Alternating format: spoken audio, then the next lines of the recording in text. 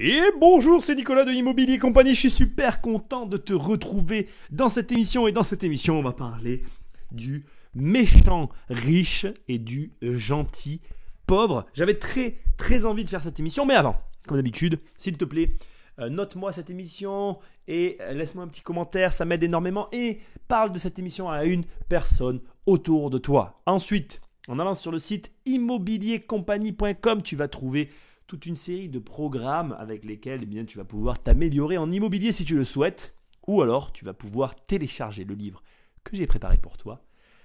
Tu verras, en t'inscrivant pour récupérer ce livre, tu vas avoir la chance de recevoir 3 emails de moi par semaine où je te raconte tout simplement ma vie. C'est toujours très amusant et intéressant, je t'assure, tu verras, c'est super. Allez, c'est parti, aujourd'hui on va parler du méchant riche et du gentil pauvre. C'est une émission un petit peu particulière, je l'ai quand même un petit peu préparée, un petit peu beaucoup, ça fait un moment que je veux en parler.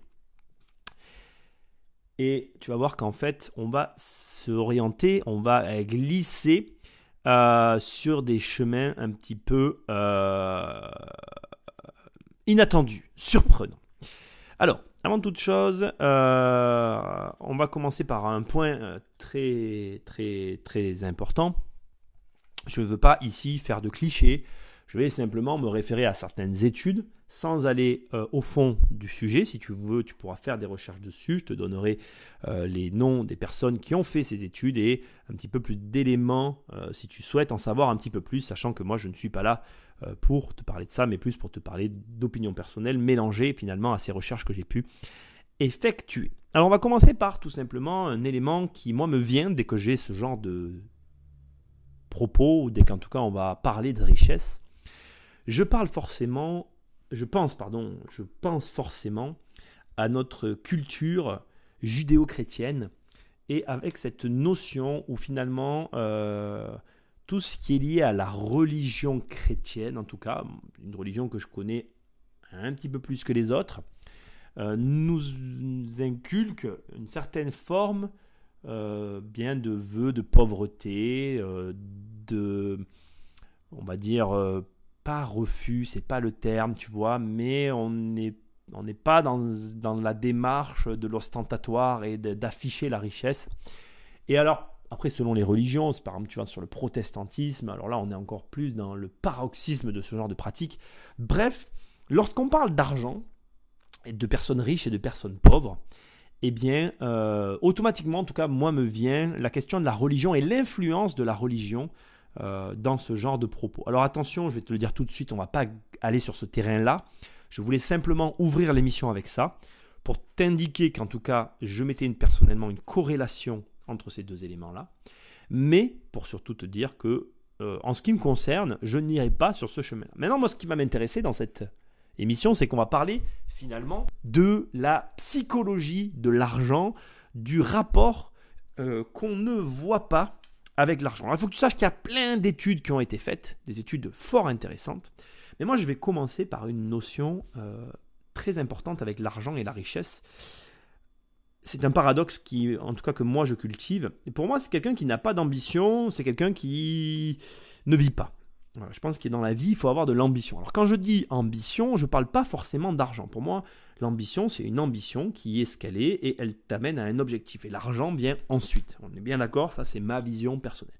Mais pour moi, si tu n'as pas d'ambition dans ton travail, dans ta vie, tu n'as pas de projet. Et si tu n'as pas de projet, eh bien tout simplement, tu ne vis pas. Moi, je ne pourrais pas vivre sans projet. Les projets, c'est ma vie. J'adore faire des projets, j'adore avoir des projets. Et c'est vraiment mon truc. Bref. Quand tu as de l'ambition, il y a un sentiment qui est lié à l'ambition et dont on ne te parle jamais, et dont j'ai envie un petit peu de te parler, c'est l'appétit. Alors, je ne parle pas de l'estomac, je parle de l'appétit qui, on va dire, donne une taille à ton ambition. Tu vois, tu vas avoir un appétit pour quelque chose. D'ailleurs, ce terme peut être employé dans différentes phrases, tu vois, et cet appétit va finalement calibrer, voilà, c'est le mot que je cherchais, l'ambition qu'il y a derrière. Tu peux, par exemple, comme moi, être un boulimique de l'immobilier, et j'ai un gros appétit immobilier, et du coup, mes ambitions immobilières sont à la hauteur de cet appétit. Ce qu'il y a d'intéressant dans les termes que j'emploie, c'est que si on parle d'appétit, on parle en quelque sorte d'une forme de nourriture. Alors on a de la nourriture cérébrale, de la nourriture alimentaire et de la nourriture financière. Et si on va sur ces sujets-là, ce qu'il y a d'intéressant avec la nourriture, c'est qu'il peut y avoir un effet boulimique. D'accord ? Qu'est-ce qui se passe si tu commences à manger de manière outrageuse de quelque chose ? Qu'est-ce qui se passe si tout d'un coup, tous les jours, tous les matins, tous les midis, tous les soirs, je te fais manger des patates ? Mais il y a de grandes chances pour que dans un mois, ça va dépendre des personnes, dans une semaine pour certaines, dans un mois pour d'autres, dans 6 mois pour d'autres et dans quelques jours ou quelques heures encore pour d'autres, le fait de manger en permanence et tout le temps et en grande quantité la même chose, eh bien tu vas devenir un petit peu, tu vas te retrouver en situation d'overdose. Tu vas plus pouvoir finalement, tu vas déborder de cette chose et tu ne pourras plus la voir en peinture. Et pour moi, tu vois, si tu veux, la richesse, c'est un petit peu ça, c'est avoir de manière délirante, je ne trouve pas le terme là encore, tu vois, mais de manière à profusion, quoi, délirante, à profusion, incalculable, de posséder une ressource, l'argent, de manière peu conventionnelle. Finalement, tu vas avoir cette ressource dans des proportions qui sont disproportionnées. Ça fait, je répète un peu le même terme, mais tu vois ce que je veux dire. Et j'ai envie déjà de commencer par ça. Avoir de l'appétit, c'est bien, mais être boulimique, ça l'est pas. Et comme dans toute chose, il y a riche et riche. Vouloir de l'argent, c'est un petit peu, on a tendance à l'oublier, addictif. On a tendance à oublier finalement que se lancer dans cette quête de l'argent, d'accord, se lancer dans la quête de la richesse, c'est finalement planter dans son corps la graine d'une obsession qui peut tourner dans finalement une forme de dépendance. Tu sais, moi j'ai tout souvent tendance à dire que je ne bois pas et que je ne fume pas, mais je peux très bien être dépendant, et je pense d'ailleurs être dépendant à mon business model actuel qui me permet de vivre. Cette forme de dépendance-là, aujourd'hui, la société ne la pointe pas du doigt en fait. Et je ne dis pas que c'est mal, je dis que c'est bien d'en avoir conscience. C'est bien d'avoir conscience que tu as un problème. Moi, j'ai un problème avec l'argent et notamment avec les abonnements. Je ne supporte pas payer un abonnement. Donc, derrière ce comportement, il y a, comment dirais-je, une forme de je trouve pas le mot parce que j'ai pas envie de dire que je suis détraqué, tu vois, parce que c'est le mot qui me vient, mais il y a quelque chose qui tourne pas rond en fait, parce que quand je parle avec des gens autour de moi, ils n'ont pas de problème à prendre des abonnements. Moi, j'ai un vrai problème, tu vois.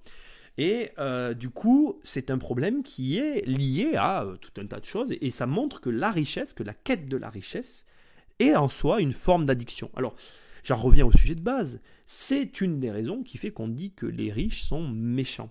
Parce qu'il y a une forme d'addiction et si toi, autour de toi, tu as une personne qui est addicte à la cigarette, moi j'ai autour de moi des personnes qui fument de manière anormalement élevée, je suis non-fumeur, ça me dérange d'être avec des fumeurs, je suis désolé, tu es fumeur, je suis désolé, on peut se parler, tu n'es pas obligé de fumer quand je suis là, mais quand tu es avec une personne qui va fumer clope sur clope, clope sur clope, clope sur clope, même si tu es je ne sais pas où, ça devient désagréable pour la personne qui ne fume pas, et ça m'arrive.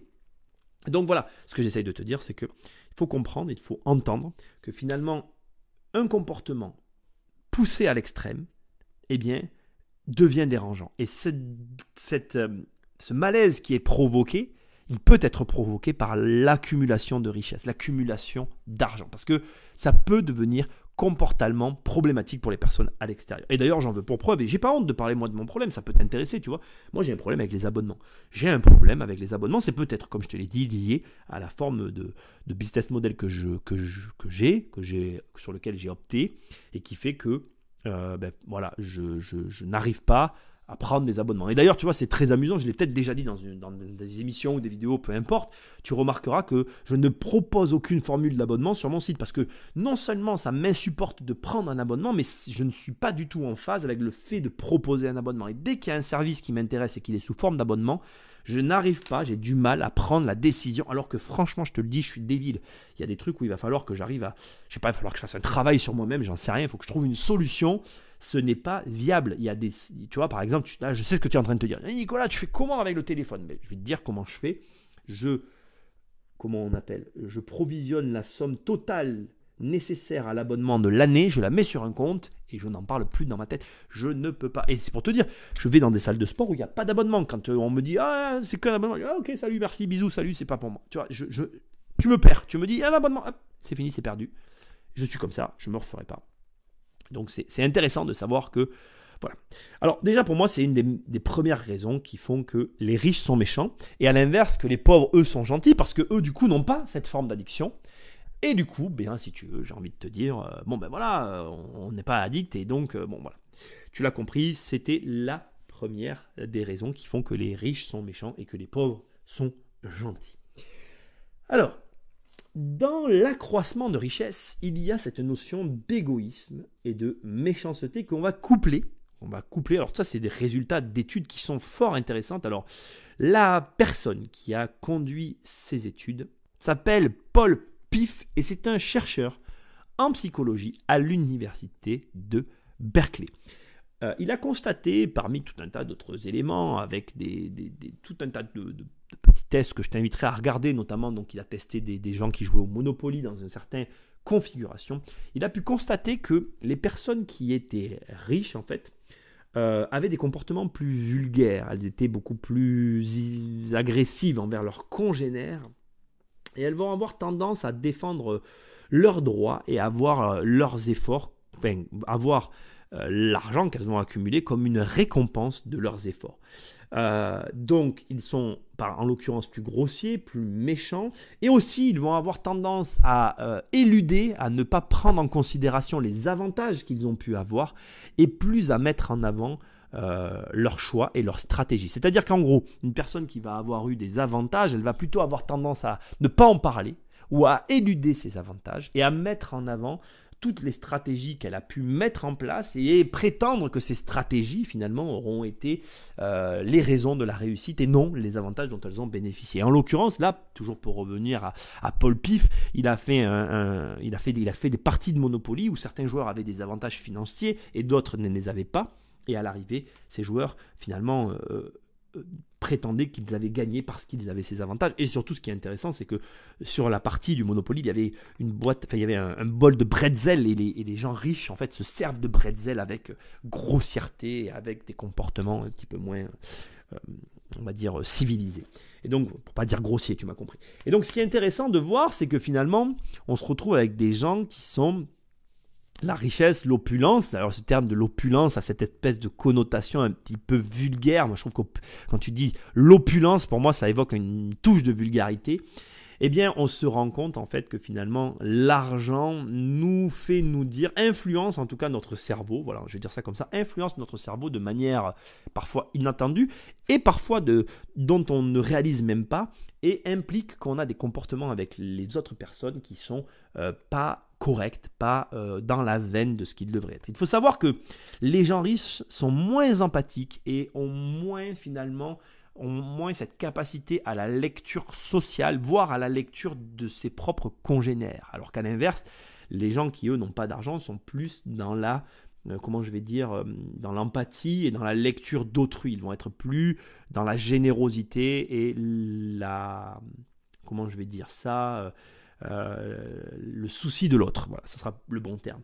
Et cette différence va aussi accentuer le fait qu'on aura plus tendance à dire que les pauvres sont gentils et que les riches sont méchants. Alors tu l'as compris, je me dois de te le préciser à ce stade, c'est une émission un petit peu arbitraire de par les termes que j'emploie, ou en tout cas péjoratif de par les termes que j'emploie, et ce n'est pas empirique ce que je suis en train de te dire. Bien sûr qu'il y a des riches qui sont très gentils et qu'il y a des pauvres qui sont très méchants, mais je suis en train un petit peu de décrypter ce qui se passe derrière l'argent et derrière le fait d'en posséder.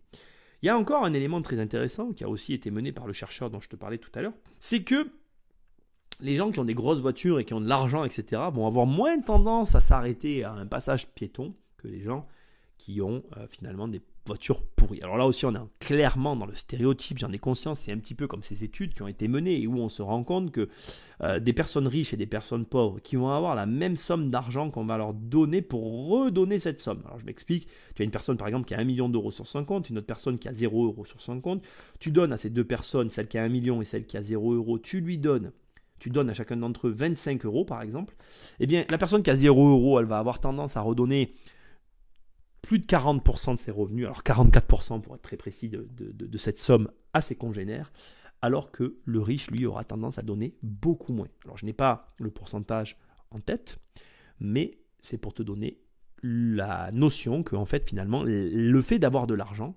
implique qu'on en veuille toujours plus, et donc on a plus tendance, comme je l'ai dit au début de l'émission, enfin tout à l'heure dans l'émission, on a plus tendance à finalement garder l'argent pour en avoir toujours plus. Parce que l'un des grands principes de l'argent, c'est bien évidemment de créer un capital qui va nous permettre à augmenter finalement ce capital en permanence. Et les riches ont bien compris ce mode de fonctionnement-là et alimentent, entretiennent cette fonction pour qu'elle perdure.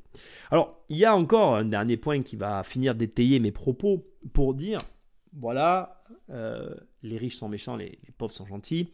Tu n'as qu'à regarder les enfants des riches. Les enfants des riches, finalement, qui semblent au premier abord et de l'extérieur tout avoir, eh bien en fait, en réalité, ce sont des enfants qui ont beaucoup plus, alors ça c'est prouvé aussi, qui sont beaucoup plus susceptibles d'être assujettis à de la dépression, à de la toxicomanie, ils ont des troubles alimentaires généralement, ils sont aussi souvent tentés par la tricherie, voire le vol.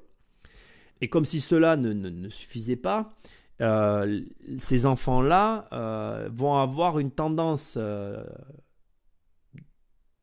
plus favorable ou à consommer de manière plus excessive des produits ou des stupéfiants, je pense à la marijuana par exemple, qui vont être consommés avec beaucoup plus de facilité de par finalement leur possibilité financière que des personnes qui elles ne vont pas avoir les mêmes moyens. Alors il y a un dernier plan dont on ne parle jamais, mais c'est le plan émotionnel. Ces enfants de riches sont des enfants esseulés, souvent en situation, dans des situations d'isolation très forte, parce que les parents vont avoir tendance à payer des personnes pour s'occuper d'eux et donc ils ne bénéficient pas du même temps familial que les autres enfants.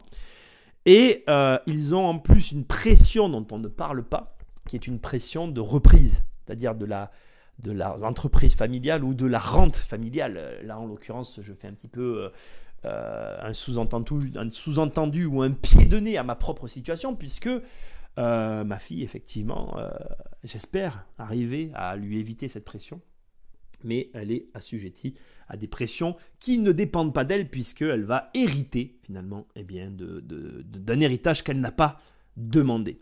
Alors, on va aller encore plus loin dans toute cette réflexion et on va arriver finalement au point. Il faut comprendre que les riches sont vus du mauvais côté la plupart du temps, mais ils sont aussi paradoxalement très malheureux parce qu'ils ne vont pas trouver l'amour, ils vont avoir des problèmes relationnels, des problèmes liés à l'addiction que j'ai évoqué tout à l'heure. Et malheureusement pour eux, l'argent, pour nous, j'en sais rien comment il faut dire, malheureusement l'argent n'achète pas l'amour et n'achète pas le bonheur. Et l'argent n'est qu'un paramètre. Et c'est vraiment important de le comprendre. Et il faut comprendre aussi que ce n'est pas parce que tu vas avoir de l'argent que tu vas arriver à avoir tout ce que tu désires. Tu vas simplement arriver à obtenir certaines choses et pas d'autres de la même manière que tout le monde. L'argent n'est qu'un paramètre. Et plus vite tu vas le comprendre, plus vite tu vas arriver à te positionner. Je vais te donner un dernier point qui est assez intéressant sur les riches, c'est en l'occurrence le jugement moral. Les riches n'ont pas le même jugement moral que les gens qui n'ont pas d'argent pour la simple et bonne raison. Là aussi, on est sur une étude qui a été réalisée par des chercheurs d'Harvard, d'accord ? Ce qui est intéressant, c'est que le jugement moral, c'est quoi ? C'est ce que l'on est prêt à faire selon les conditions dans lesquelles l'acte nous est proposé. Alors, je vais mettre un cadre à cette phrase un petit peu étrange. En gros, une personne qui si tu m'écoutes, tu es dans la quête de la richesse, de l'argent, tu veux gagner plus d'argent.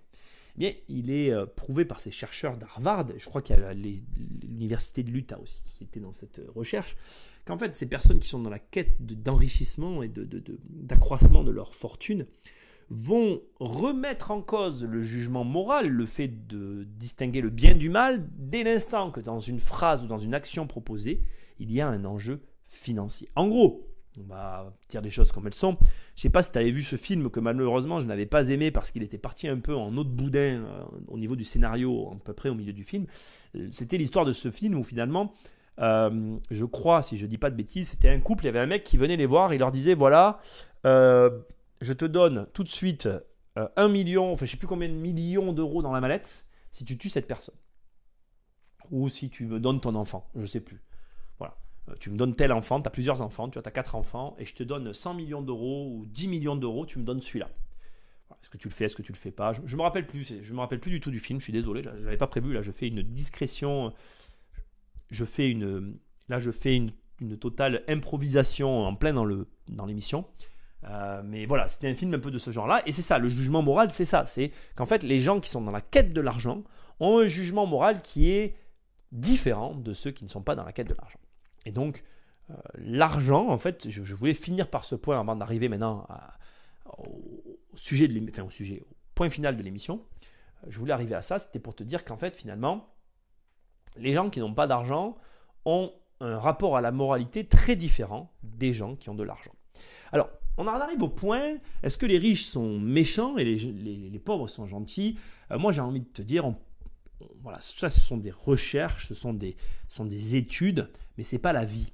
Je pense que le premier facteur, avant de juger un riche et de juger un pauvre, d'ailleurs, parce que je n'ai pas parlé des pauvres, tu vas me dire, oui, mais Nicolas, tu as fait une émission où tu n'as parlé que des riches, tu n'as pas parlé des pauvres. Alors moi, je vais te dire un petit peu des choses, et là, ça va être plus la partie personnelle de l'émission.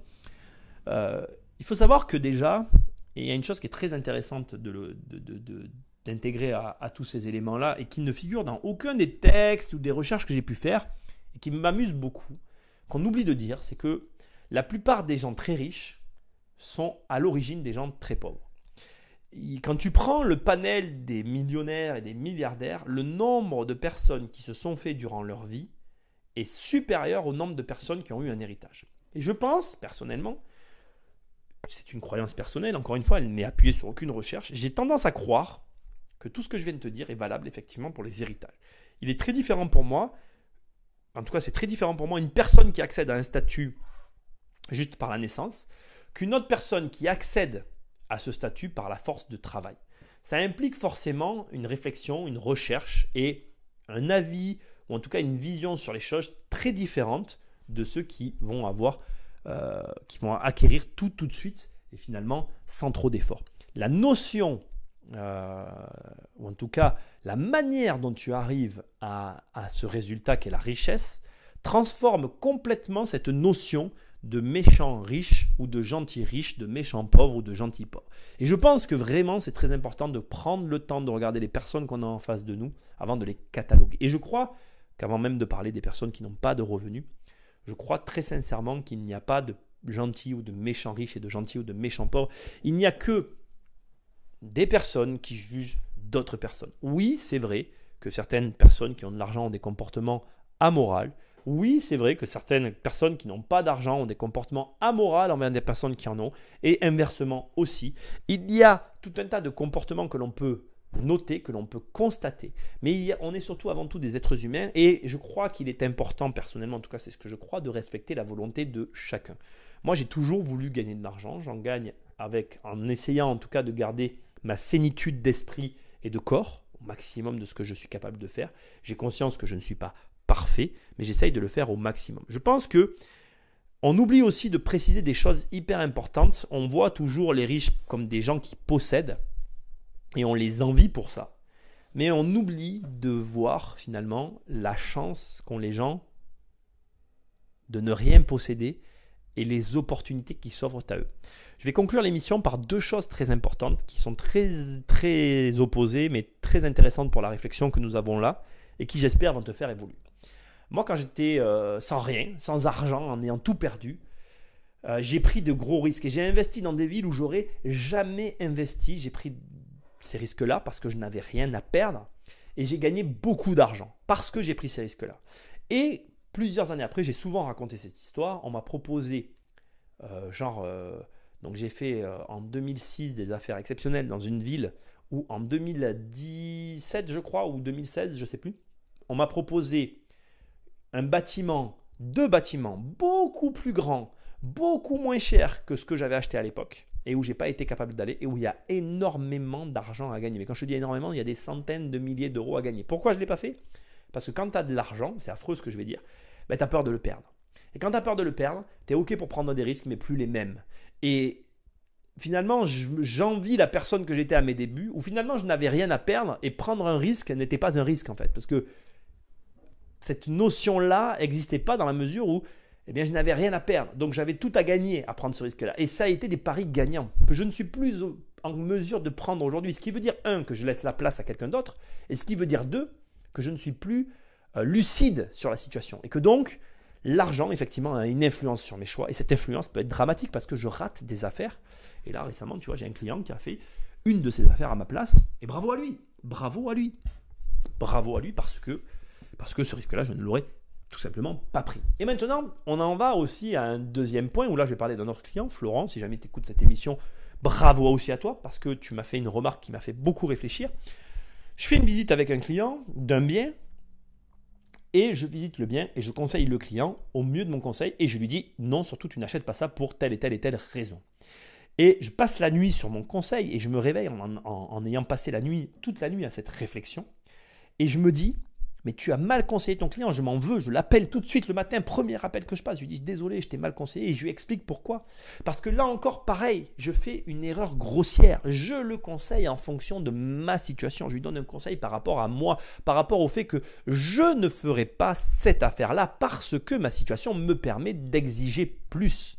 Or, comme je le lui ai dit, à mes débuts, c'est exactement le genre de bien que j'ai acheté. Sauf que aujourd'hui, je mets mes ambitions sur celle de mon client et j'en oublie sa situation et tout le reste. Et effectivement, l'argent, on le voit bien dans cette situation-là, t'influence. Et dans les deux d'ailleurs que je t'ai décrit, elles t'influencent, elles influencent tes choix, elles influencent tes réflexions et donc elles changent, elles transforment eh bien, même ta stratégie. Et je vais dans le sens de l'étude. J'ai parfois tort et malgré mes conseils, malgré mon expérience, eh bien parfois je ne suis pas capable d'arriver à proposer le meilleur conseil, ou en tout cas le conseil le plus adapté à la situation, parce que ma situation pervertit mon jugement. Et ça va, je m'en rends compte, j'ai la présence d'esprit de m'excuser auprès de mes clients, de revenir vers eux. Le lendemain, on a pu réussir à changer le tir. Et d'ailleurs, c'est marrant parce que de dire non devant l'agence, ça a impliqué qu'elle se démène et le lendemain, elle nous a proposé sur le bien en question quelque chose de vachement mieux. Bon, je ne vais pas te raconter toute l'histoire, ça ne s'est pas passé exactement comme ça, mais bon, bref, voilà. Mais ce que j'essaye de te dire dans tout ça, c'est que effectivement, l'argent, et moi c'est un petit peu le point de tout ça, je ne pense pas que ça fasse un méchant riche et un méchant pauvre, ou un gentil pauvre et un méchant pauvre. Je pense surtout que l'argent a une influence et que cette influence, tu dois en prendre conscience. Et que oui, effectivement, cette influence, comme toute influence, elle peut être négative, mais elle peut être aussi positive. Et ça ne tient finalement qu'à toi-même. Ça ne tient qu'à toi-même une fois que tu es dans la position d'être capable de prendre le recul nécessaire et de faire le choix qui s'impose. Et ce n'est pas facile. Je sais de quoi je parle et j'espère que cette émission t'aura fait ouvrir les yeux sur tout ça. Alors, vouloir de l'argent, c'est bien. À tout prix, non. Moi, je pense que la réponse à tout ça, elle est aussi dans le travail que tu fais. Moi, je suis passionné par mon travail, mais vraiment passionné. Et je pense que si tu es toi aussi passionné, tu verras que oui, gagner de l'argent, c'est sain dans la mesure où tu fais quelque chose de sain. Pourquoi les gens sont OK face à des joueurs de foot? Pourquoi ils arrivent à accepter que des joueurs de foot gagnent autant d'argent? Parce que les joueurs de foot le font pour l'amour du sport. Alors oui, l'argent a aujourd'hui perverti le foot. Oui, l'argent a aujourd'hui transformé le rapport finalement à ce sport. On ne va pas se mentir. On ne va pas faire comme si il n'y avait pas une influence de l'argent, parce que je viens de te prouver qu'elle était réelle et qu'elle était présente. Mais dans la mesure où tu fais ta passion, eh bien, je pense que tu peux arriver à avoir le recul nécessaire, à avoir la présence d'esprit, eh bien finalement de prendre le dessus sur ces sentiments qui ne doivent pas transformer ce que tu es. Et c'est ce qu'il y a de plus difficile. Moi aujourd'hui je continue à faire des opérations, tu l'as compris, je ne fais plus des opérations dans certaines villes parce que j'ai plus envie de prendre ces risques-là, parce que fatalement je gagne de l'argent, donc je sais en gagner d'une certaine manière et j'ai envie de conserver mon capital et de sécuriser mon capital. Et c'est un petit peu le défaut de tout ça, c'est que finalement c'est très dommage de ne pas prendre des risques, parce que c'est en prenant des risques et en innovant, c'est en faisant de nouvelles choses qu'on découvre de nouvelles choses. Alors bon, j'y travaille, j'essaye de m'améliorer, mais c'est pas facile parce qu'effectivement la peur de perdre est présente et il faut arriver à lutter contre cette peur. Bon voilà, je trouvais que c'était hyper intéressant de parler de ça. Tu l'as compris, moi je pense pas qu'il y a de méchants riches et je pense pas qu'il y a de gentils pauvres et je pense pas qu'il y ait de gentils riches et je pense pas qu'il y ait de gentils méchants pauvres. Tu m'as compris. Moi je crois qu'on est tous des êtres humains, qu'il faut rester respectueux de la volonté des autres, qu'il ne faut pas vouloir toujours incriminer l'autre. Quelqu'un qui est riche, il a le droit de l'être et de vouloir l'être. Il faut savoir qu'aujourd'hui on a besoin des riches. Il faut savoir que les riches malgré tout dépensent de l'argent et que ces dépenses sont nécessaires à l'économie. On peut ne pas être d'accord avec ce que je suis en train de dire, mais toujours est-il que pour qu'une économie fonctionne, il faut qu'il y ait finalement des services qui soient proposés à différentes personnes, et c'est la diversité qui fait notre richesse et non la richesse qui fait la diversité. D'ailleurs, et je vais finir avec ça, tu le vois, les très grosses entreprises, celles que les gens n'aiment pas, sont souvent les entreprises qui tombent face à des startups parce qu'elles ne sont plus capables d'innover, parce qu'elles ne sont plus capables d'écouter la diversité. Quand on regarde l'histoire de Kodak avec le numérique, c'est quand même l'histoire la plus ironique qui puisse exister en matière d'argent, d'enrichissement et de finances. Et je crois que ne pas accepter la diversité, c'est s'appauvrir. Alors, même si les riches ont des défauts, les pauvres en ont aussi. Je ne suis pas là pour faire le procès des pauvres. J'avais envie de parler des riches. Je pense qu'accepter les riches, c'est une bonne chose. Moi, en tout cas, je les accepte. Je ne suis pas jaloux. Tant mieux s'il y a des gens qui gagnent de l'argent. Ce qui compte pour moi, c'est qu'on ait la liberté, tous, de pouvoir en gagner si on veut en gagner, ou de pouvoir ne pas en gagner si on ne veut pas en gagner. Parce que avoir de l'argent, ce n'est pas une fin en soi. La fin en soi, c'est de faire quelque chose que l'on aime et de gagner de l'argent en faisant ce que l'on aime. Et non faire une chose pour de l'argent et que pour de l'argent. De toute façon, sur le long terme, ça ne marche pas. Il y a toujours la personne qui est là pour que de l'avidité ou de l'argent qui se sent lésée. Si tu as aimé cette émission, pense à me laisser une note, à me laisser un commentaire et à en parler à une personne au moins autour de toi. Ça ne te prend pas beaucoup de temps et moi, ça m'aide énormément. Si tu veux travailler avec moi, tu vas sur le site immobiliercompagnie.com. Il y a des programmes, il y a des livres, il y a plein de choses et on pourra même se rencontrer. Ça sera génial. Moi, je te dis à très bientôt dans une prochaine émission. Je te fais des bisous. Salut!